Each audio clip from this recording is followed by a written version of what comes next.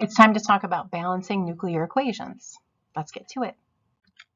All right, so you have to remember atomic notation. So you can see that at the top here, right, that's going to be mass number. That's going to be the number of protons plus the number of neutrons. Okay, and this number is going to be the atomic number, which is the number of protons. This is what defines the element. So this number, this bottom number, does not need to be given to you if you are told what the element is, because you can just look it up on the periodic table. Okay, if this is a number like 0 or -1 or +1, it's not defining the atomic number, it's giving you the charge. And that is represented on the particles that we will find in table N. Okay, now in order to find the number of neutrons, just as a quick review, you would subtract these numbers. It literally sets up a beautiful subtraction problem for you. So what happens in nuclear reactions when a nucleus decays? Okay, there's a small fraction of mass converted into energy. This is unusual, and this only occurs in nuclear reactions. But as a result, huge amounts of energy are produced. It may also release radioactive particles or radioactive energy, or both, which this creates a whole different host of problems. Now you have radioactive waste to deal with, potentially. You could have harm to human tissue, to animal tissue. All right, so there's a lot of negatives associated with it.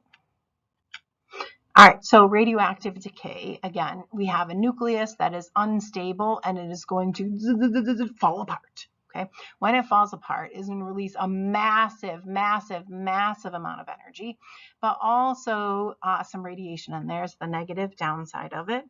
Okay, and then it may give off only energy and radiation, but it may also release particles like an alpha particle or a beta particle or a positron, even a neutron.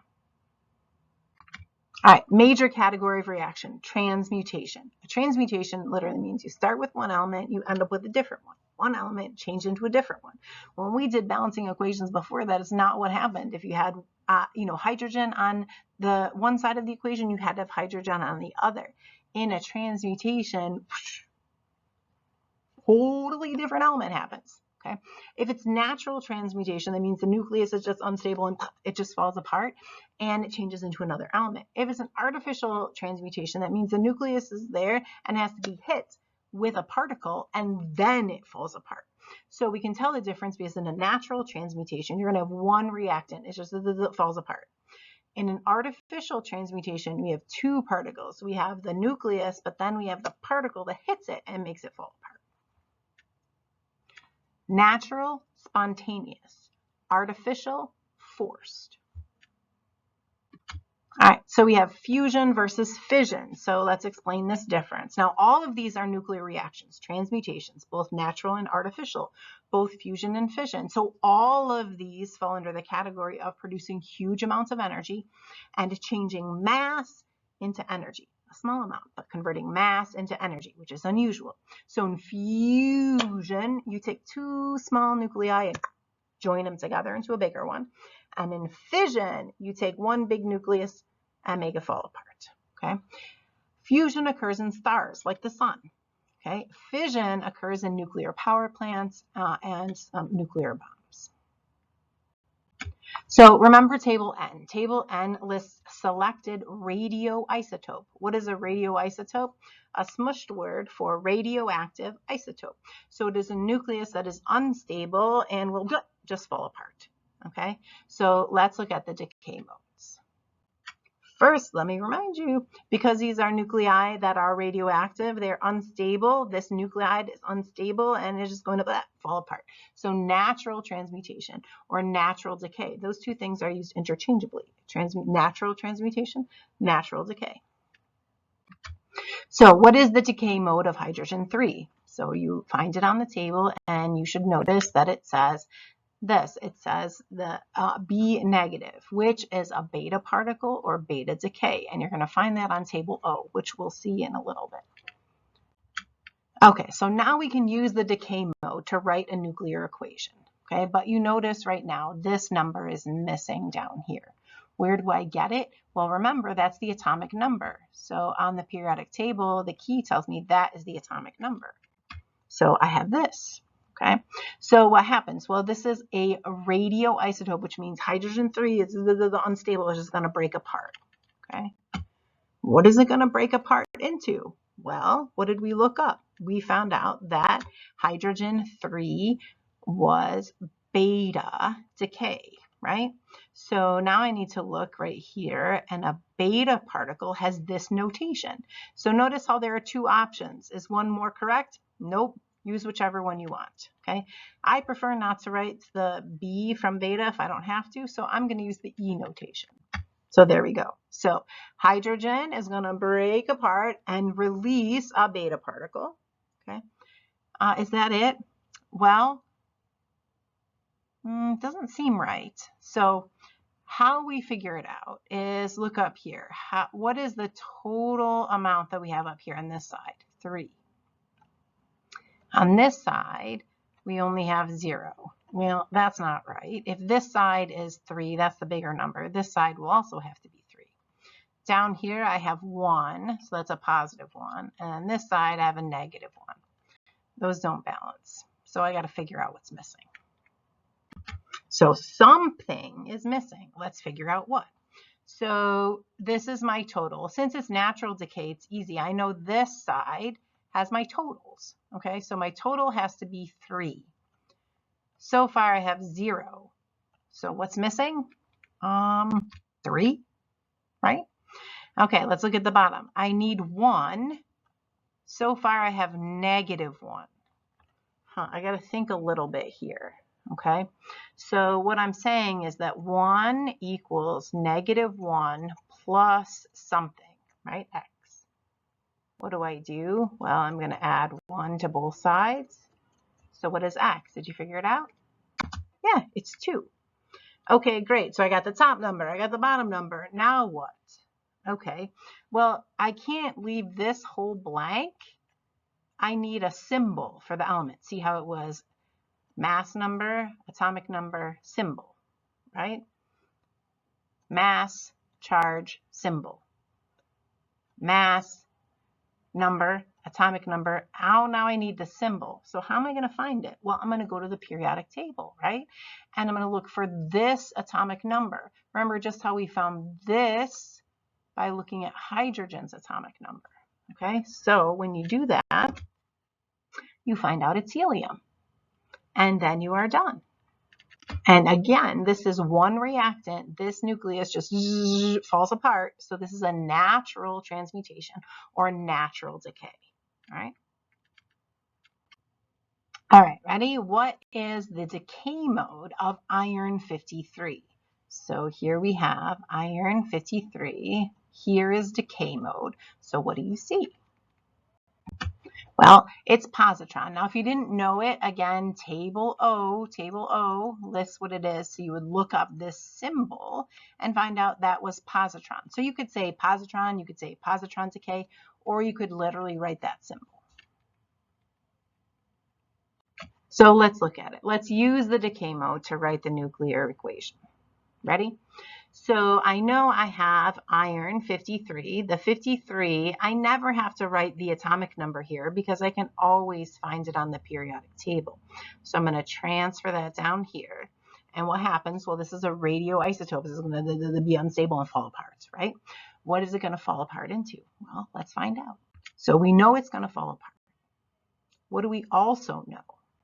All right, so what did I know already? Iron exhibited positron decay. So I'm going to find positron in table O because that's going to tell me what symbol I need. Because what I know from this is that iron is unstable. It's a radioisotope, a radioactive isotope. It's going to fall apart, and in the process, it's going to release a positron.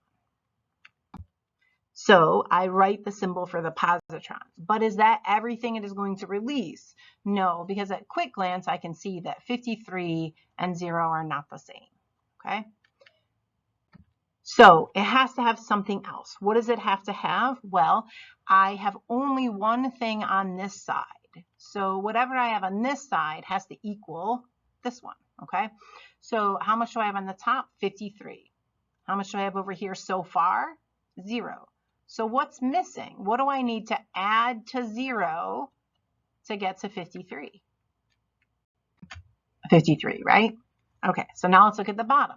What is the amount I have to have? 26. What do I have so far? Positive 1. So what do I need to add to positive 1 to give me 26? 25, right? So now what?